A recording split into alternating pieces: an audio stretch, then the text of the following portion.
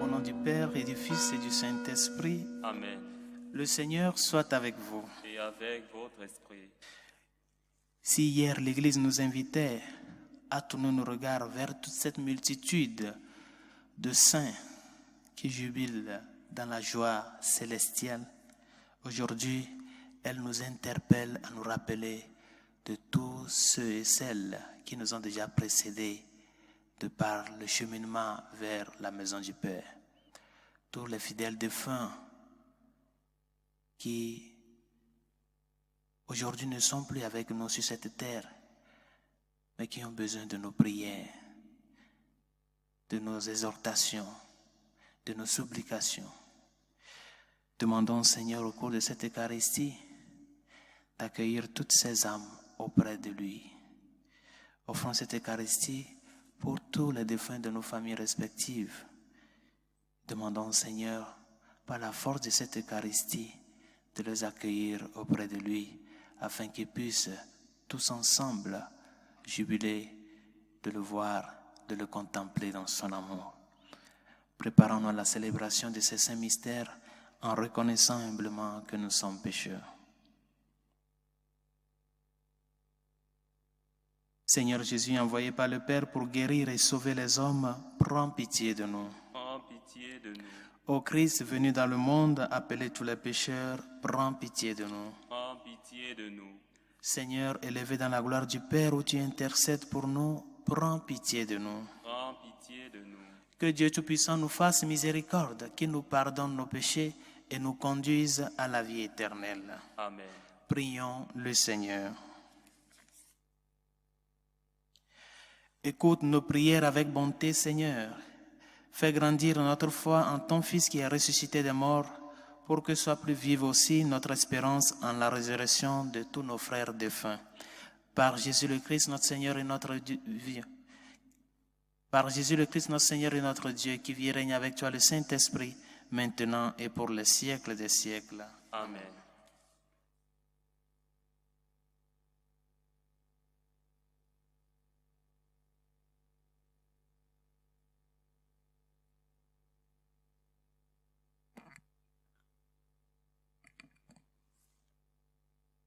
Première lecture. Lecture du deuxième livre des martyrs d'Israël.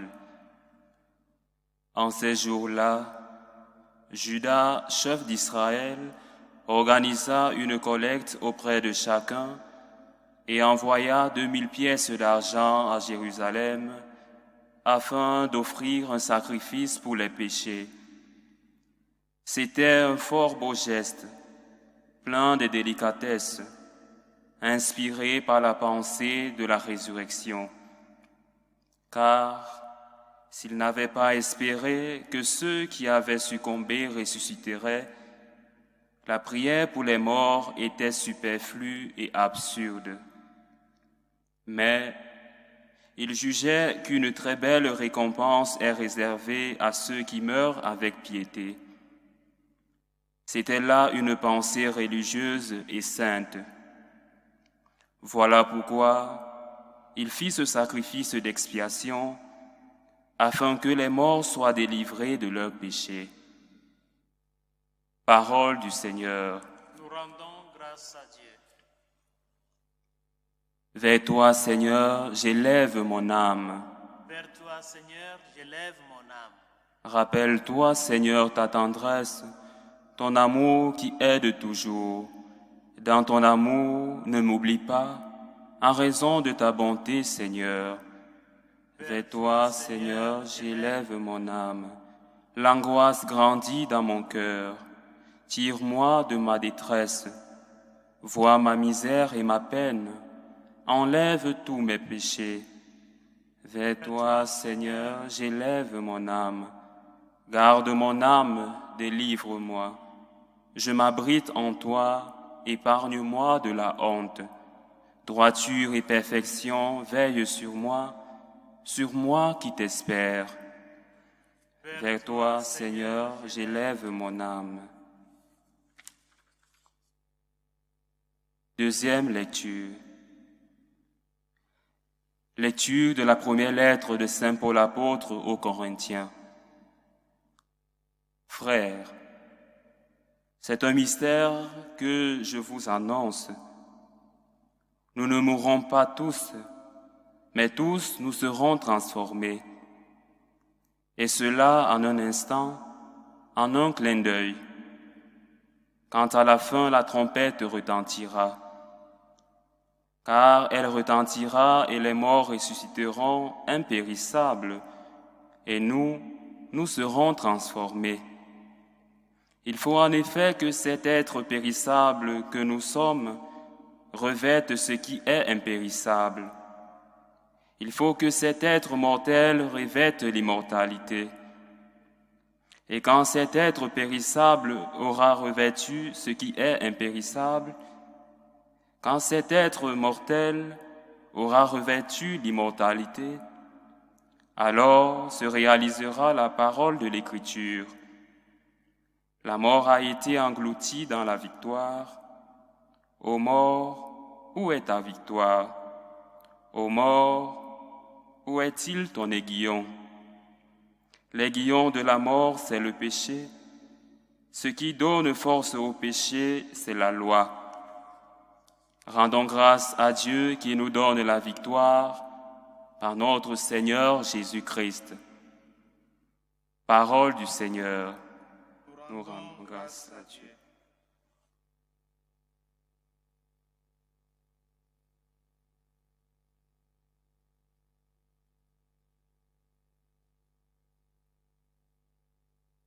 Le Seigneur soit avec vous. Et avec votre esprit. Proclamation de l'Évangile de Jésus-Christ selon saint Matthieu. Gloire à toi, Seigneur.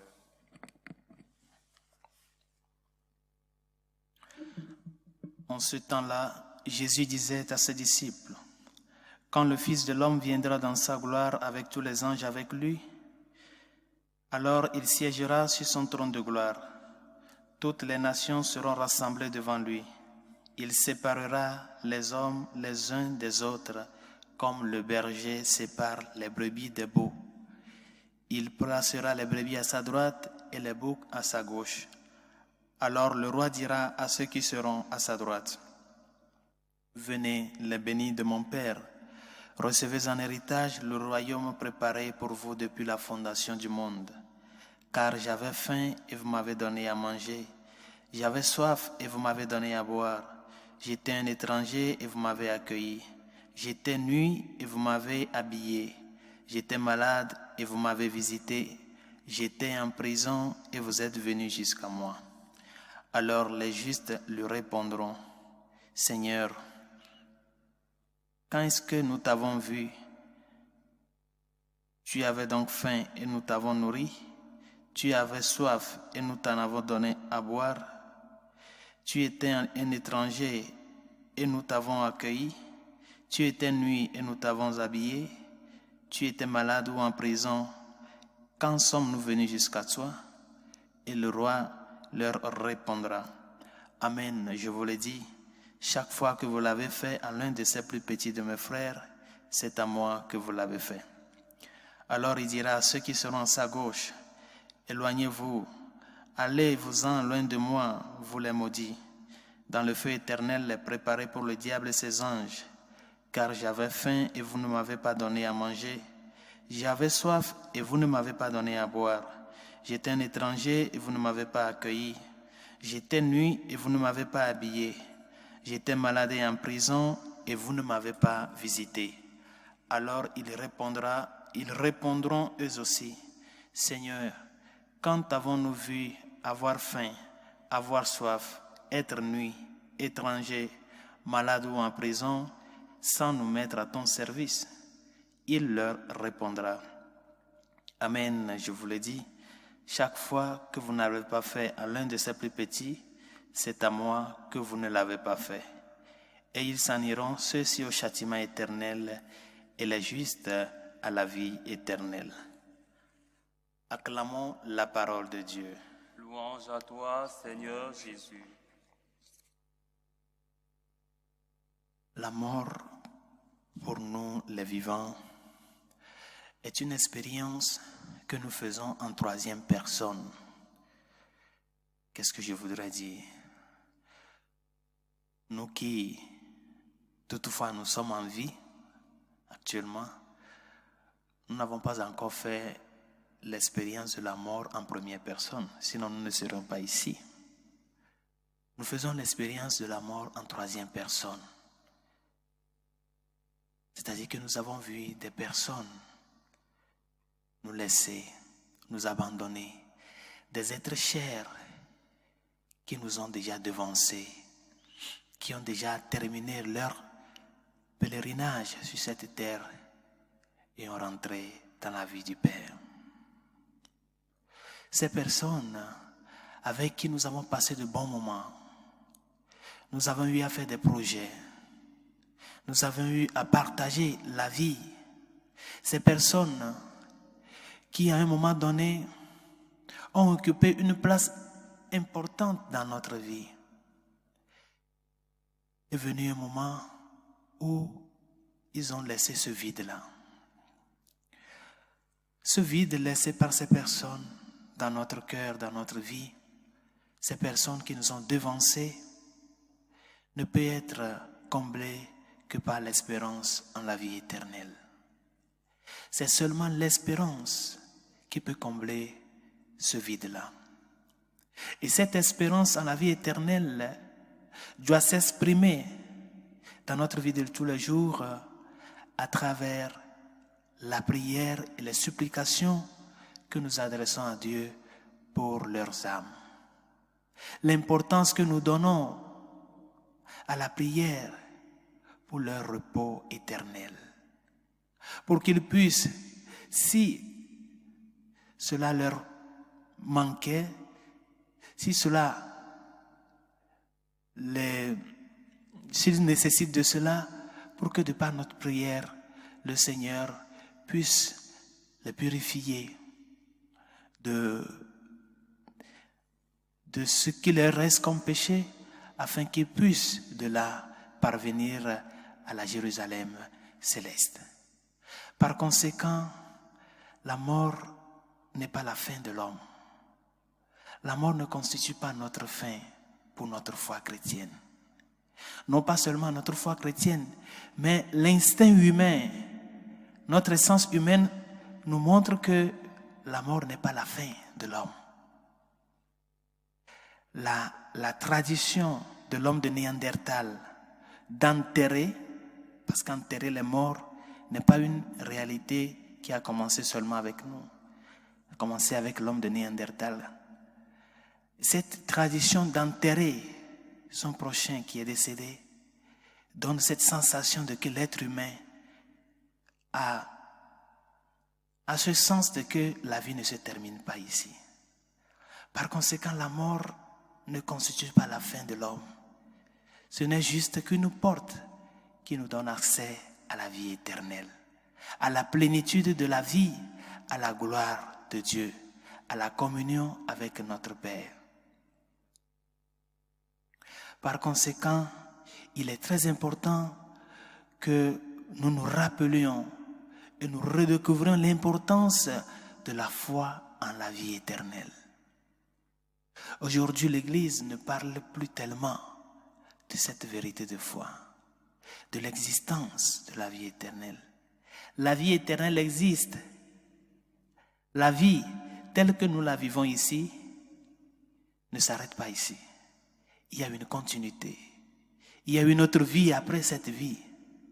Et par conséquent, nous devons savoir que la réalité de la vie éternelle doit nous rappeler deux choses importantes. À nous qui continuons notre cheminement et notre pèlerinage dans ce monde. La première des choses, nous devons prendre au sérieux la vie terrénale. Nous devons prendre au sérieux ce qui est en jeu par rapport à la vie d'aujourd'hui.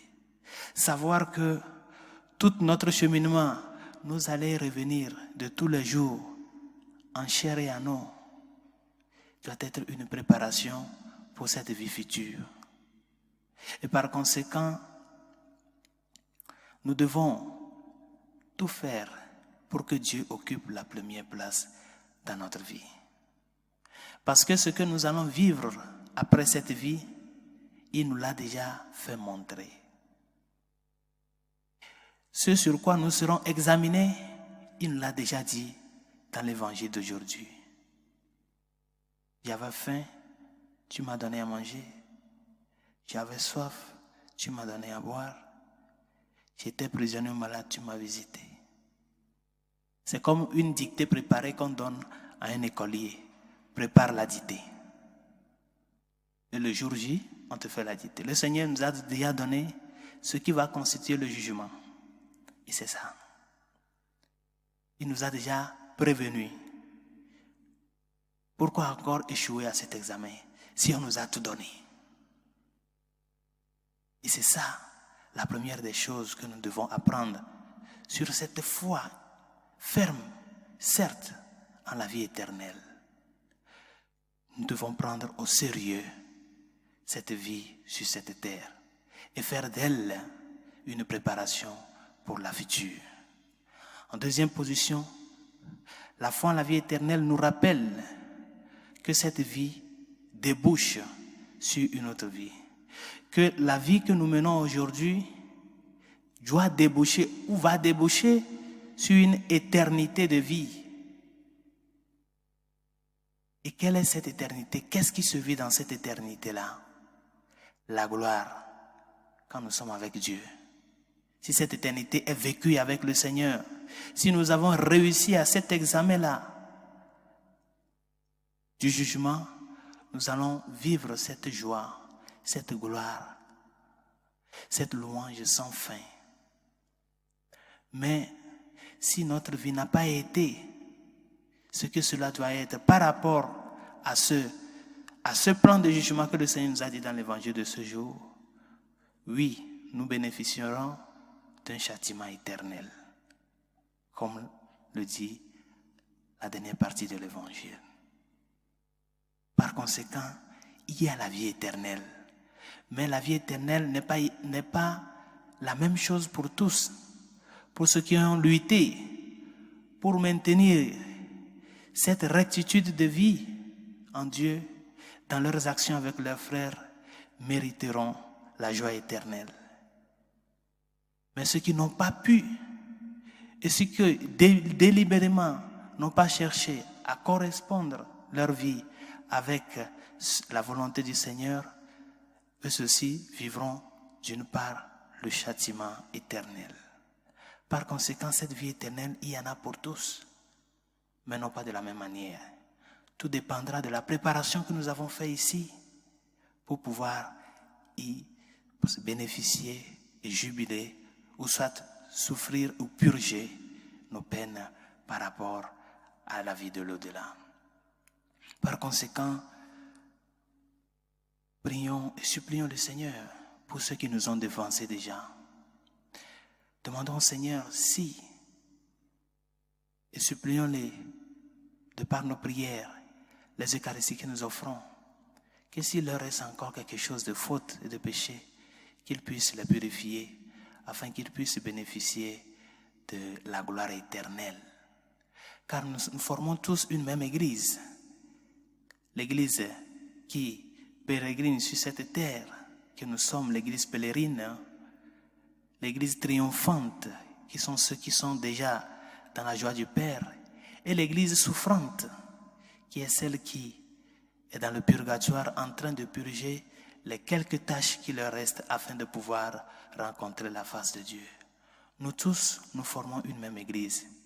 Mais nous qui sommes en pèlerinage, c'est nous qui devons prier et supplier le Seigneur pour ceux qui sont dans l'église souffrante, afin qu'il puisse, de par sa miséricorde, les accueillir auprès de lui. Et ceux qui sont dans l'église triomphante, demandons leur intercession pour nous, afin que dans notre pèlerinage, nous aussi, nous puissions vraiment suivre leur pas dans l'amour à Dieu, l'amour au prochain, suivre ces indications qu'il nous a données dans l'évangile de ce jour, qui va constituer l'examen final pour le jugement éternel.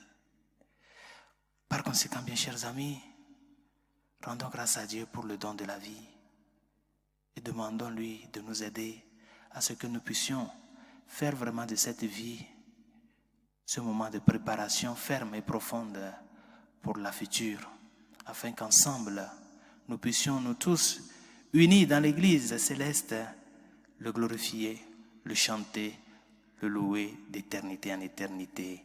Amen. Prions pour la Sainte Église catholique et ses pasteurs, afin que, fidèles au message du Christ, nous puissions porter ce message à tous les cœurs. Prions, Seigneur, écoute-nous. Seigneur, exauce-nous.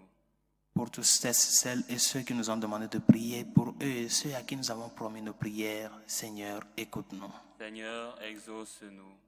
Pour les malades, ceux qui sont persécutés à cause de leur foi, leur appartenance au Christ, les enfants dans la pédiatrie, les victimes de l'avortement, les victimes de l'euthanasie, Seigneur, écoute-nous. Seigneur, exauce-nous. Pour nos gouvernants, ceux qui ont la capacité de légiférer, afin que les lois faites soient en faveur du bien de l'homme, de la dignité de la personne humaine et du bien commun, Seigneur, écoute-nous. Seigneur, exauce-nous.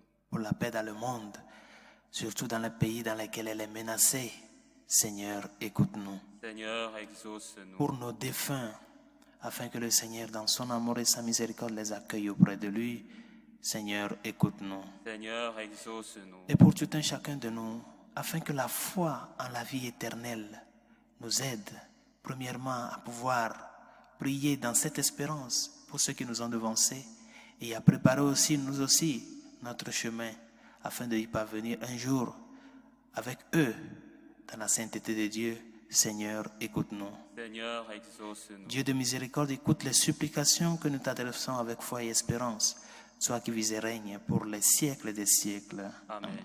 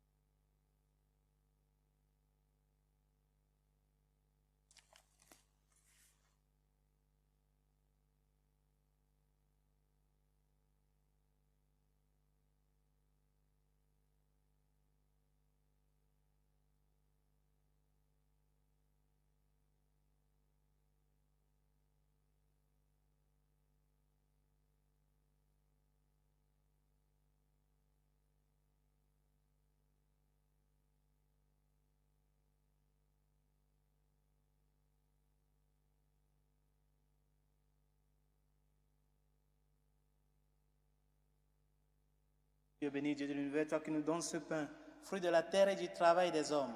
Nous te le présentons, il deviendra le pain de la vie. Béni soit Dieu maintenant et toujours. Tu es béni, Dieu de l'univers, toi qui nous donnes ce vin, fruit de la vigne et du travail des hommes.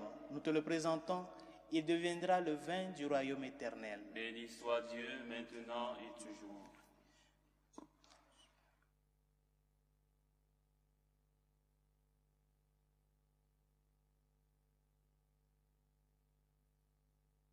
Prions ensemble d'offrir le sacrifice de toute l'Église. Pour la gloire de Dieu et le salut du monde. Sois favorable à nos offrandes, Seigneur. Que tous les fidèles défunts soient admis dans le royaume avec ton Fils, qui nous unit les uns aux autres par le mystère de son amour. Lui qui vit et règne avec toi, le Saint-Esprit, maintenant et pour les siècles des siècles. Amen. Le Seigneur soit avec vous. Et avec votre esprit. Élevons notre cœur. Nous le tournons vers le Seigneur. Rendons grâce au Seigneur, notre Dieu. Cela est juste et bon. Vraiment, il est juste et bon de te rendre gloire, de t'offrir notre action de grâce toujours et en tout lieu. À toi, Père très saint, Dieu éternel et tout-puissant, par le Christ, notre Seigneur. C'est en lui qu'a resplendi pour nous l'espérance de la résurrection bienheureuse. Et si la loi de la mort nous afflige, la promesse de l'immortalité nous apporte la consolation. Car pour tous ceux qui croient en toi, Seigneur, la vie n'est pas détruite, elle est transformée. Et lorsque prend fin leur séjour sur la terre, ils ont déjà une demeure éternelle dans les cieux. C'est pourquoi avec les anges et tous les saints, nous proclamons ta gloire en chantant d'une seule voix. Saint, Saint, Saint, le Seigneur Dieu de l'univers.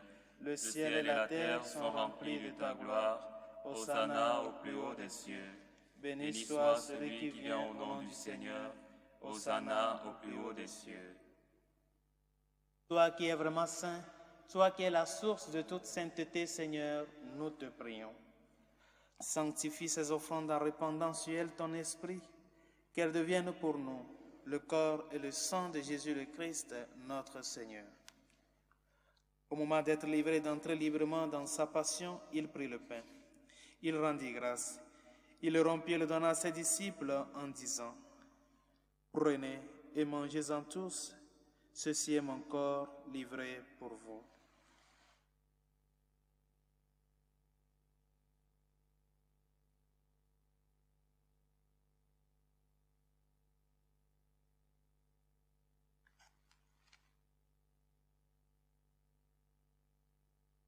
De même, à la fin du repas, il prit la coupe. De nouveau, il rendit grâce et la donna à ses disciples en disant, « Prenez et buvez-en tous, car ceci est la coupe de mon sang, le sang de l'alliance nouvelle et éternelle, qui sera versé pour vous et pour la multitude en rémission des péchés. Vous ferez cela en mémoire de moi. »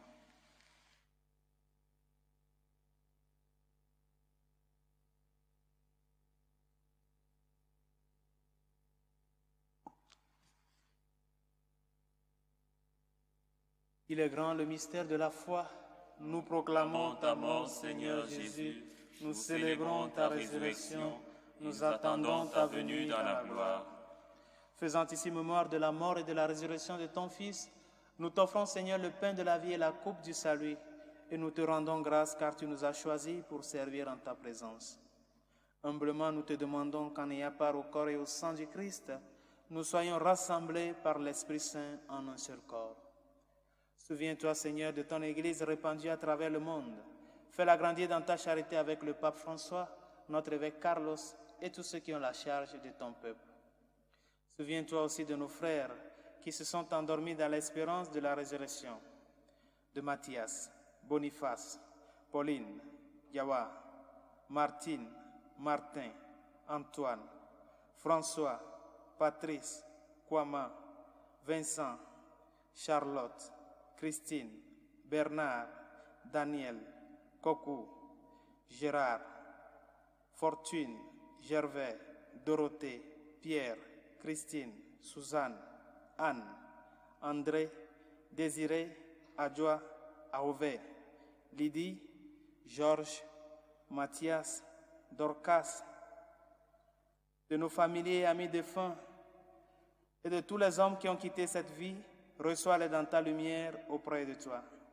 Sur nous tous, enfin, nous implorons ta bonté. Permets qu'avec la Vierge Marie, la bienheureuse Mère de Dieu, Saint Joseph, son très chaste époux, avec les apôtres et les saints de tous les temps qui ont vécu dans ton amitié, nous ayons part à la vie éternelle et que nous chantions ta louange par Jésus-Christ, ton Fils bien-aimé. Par lui, avec lui et en lui, à toi, Dieu le Père Tout-Puissant, dans l'unité du Saint-Esprit, tout honneur et toute gloire pour les siècles des siècles. Amen. Comme nous l'avons appris du Sauveur et selon son commandement, nous osons dire, Notre Père qui es aux cieux, que ton nom soit sanctifié, que ton règne vienne, que ta volonté soit faite sur la terre comme au ciel. Donne-nous aujourd'hui notre pain de ce jour. Pardonne nos offenses, comme nous pardonnons aussi à ceux qui nous ont offensés, et ne nous laisse pas entrer en tentation, mais délivre-nous du mal. Délivre-nous de tout mal, Seigneur, et donne la paix à notre temps. Par ta miséricorde, libère-nous du péché. Rassure-nous devant les épreuves en cette vie où nous espérons le bonheur que tu promets et l'avènement de Jésus-Christ, notre Sauveur. Car c'est à toi qu'appartiennent le règne, la puissance et la gloire pour les siècles des siècles. Amen. Seigneur Jésus-Christ, tu as dit à tes apôtres, je vous laisse la paix, je vous donne ma paix. Ne regarde pas nos péchés, mais la foi de ton Église. Pour que ta volonté s'accomplisse, donne-lui toujours cette paix et conduis-la vers l'unité parfaite, toi qui règnes pour les siècles des siècles. Amen. Que la paix du Seigneur soit toujours avec vous. Et avec votre esprit. Agneau de Dieu qui enlève le péché du monde, Prends pitié de nous. Agneau de Dieu qui enlève le péché du monde, prends pitié de nous. Agneau de Dieu qui enlève le péché du monde, donne-nous la paix.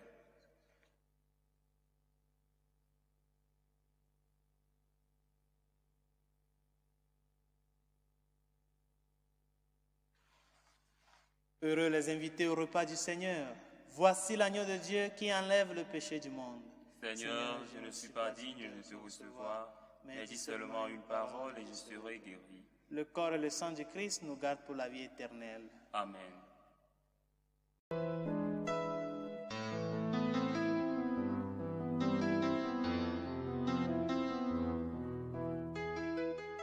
Communion spirituelle. Mon Jésus, je crois en votre présence dans le très saint sacrement. Je vous aime plus que toute chose et je désire que vous veniez dans mon âme. Je ne puis maintenant vous recevoir sacramentellement dans mon cœur. Venez-y au moins spirituellement.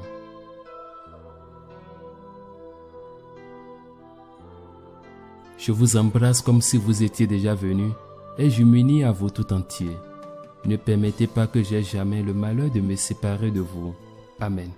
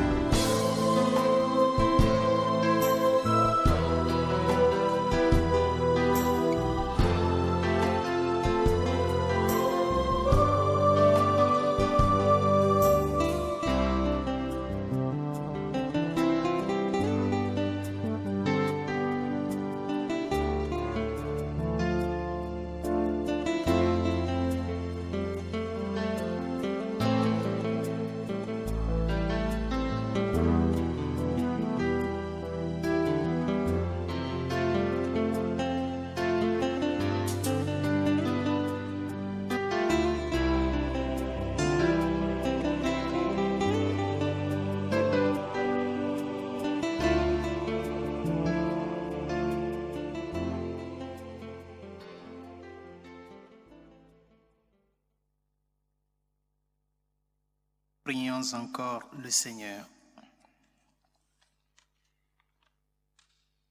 Ouvre, Seigneur, à nos frères défunts ta maison de lumière et de paix, car c'est pour eux que nous avons célébré le sacrement de la Pâque, par Jésus le Christ, notre Seigneur. Amen. Le Seigneur soit avec vous. Et avec votre esprit. Que Dieu Tout-Puissant et Miséricordieux vous bénisse, le Père, le Fils et le Saint-Esprit. Amen. Allez dans la paix du Christ. Nous rendons grâce à Dieu. Salut aux reines, Mère de miséricorde, notre vie, notre douceur, notre espérance, salut. Enfants des exilés, nous crions vers vous. Vers vous nous soupirons. Dans cette vallée des larmes. Ô vous, notre avocate, tournez vers nous vos regards miséricordieux. Et Après cet exil, montrez-nous Jésus, le fruit béni de vos entrailles. Ô clémence, ô miséricordieuse, ô douce Vierge Marie, priez pour nous, Sainte Mère de Dieu, afin que nous soyons rendus dignes des promesses du Christ.